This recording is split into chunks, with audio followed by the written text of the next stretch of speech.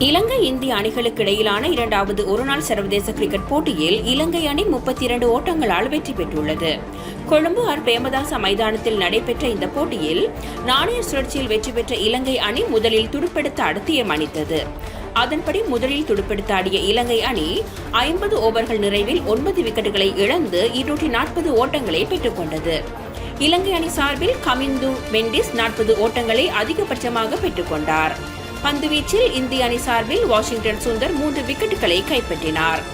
அதன்படி 241 ஓட்டங்கள் என்ற வெற்றி இலக்கை நோக்கி பதிலுக்கு துடுப்பெடுத்து ஆடிய இந்திய அணி 42.2 ஓவர்களில் அனைத்து விக்கெட்டுகளையும் இழந்து 208 ஓட்டங்களை மாத்திரமே பெற்றது.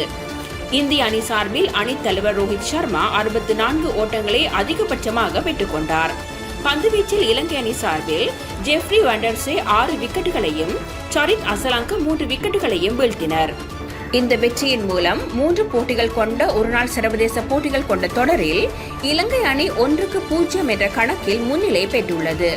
முதல் போட்டி வெற்றி தோல்வியின்றி சமநிலையில் நிறைவடைந்தமை குறிப்பிடத்தக்கது.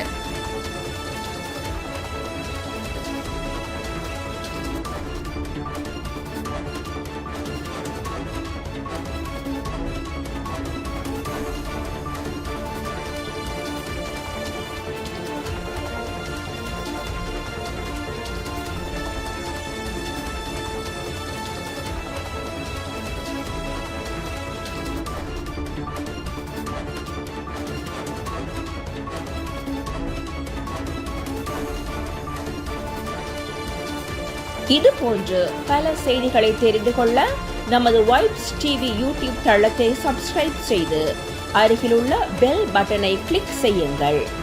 மேலும் பல செய்திகளை அறிந்து கொள்ள www.baibznews.com, vibesnews.com என்ற இணையதளத்தை பார்வையிடுங்கள்.